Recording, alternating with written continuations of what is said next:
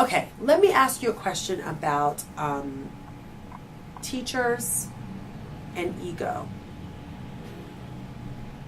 I know, it's heavy, right? Oh, it is? Yes. Because you have someone in mind. no, because personally, when I started teaching, well, not as young as you, but relatively young, like in my mid-20s,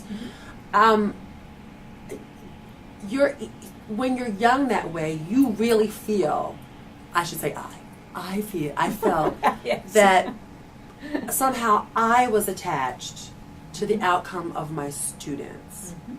And so if they weren't getting it, if they weren't being a certain way, then it reflected on me. Now, yes, that there's a part of that, but you're only responsible for a portion of it. Mm-hmm. So when I started to do my personal work on myself, I was like, this is why I had evil teachers.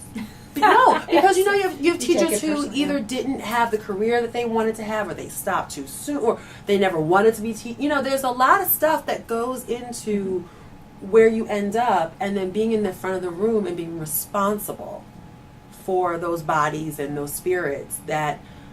That's why it takes a lot of personal growth to be able to be a mentor teacher sort of thing. Mm-hmm. So yeah. Okay. Yes, I have been teaching a very long time. One of the things I have always felt is that the Horton technique was a gift to me. And I think that I have to share that gift. And when you think of it that way, if you think about you're sharing information, that you're sharing your love for something, it does. It has the potential of making you feel like you have to, they have to do everything right. That you say, otherwise it's your fault. But I don't think of it that way. I think of it as there are always going to be students that are going to take it all in, and there are always going to be students that are going to get none of it. And your job is to share the information, to share your passion, to be as generous to your students as you can within the time allotted, right. And to hope that they get what you're offering.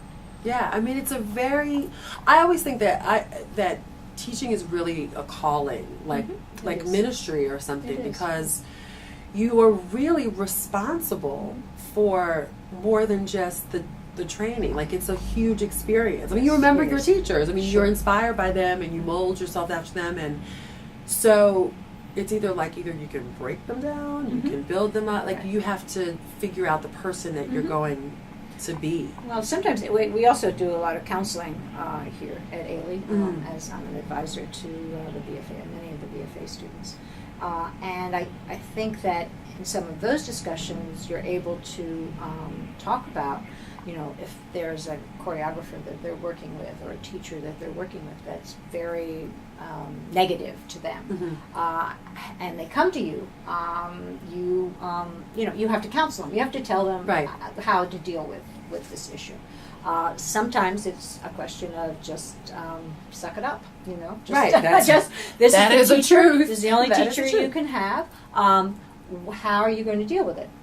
You are going to be respectful, even if they aren't to you, right? And you are going to take as much information, and then that period of time will be over with that teacher, and you can go on to the next. And you just learn. But you will learn. You will, if you open yourself up, even to the teachers that may yell and scream at you, you will be okay. Right, and all lessons are not warm and fuzzy. Oh, no, they're not. And the ones we remember most are some of the most traumatic. Yes, you don't forget. No, you do not forget. But you also, if you become a teacher, need to remember, oh, I really hated when that teacher did that to me. I'm not going to do that to my students. So hopefully you don't perpetuate that negativity.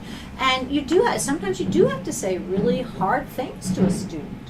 no, that's absolutely not right. You're not thinking. Do you have it intellectually?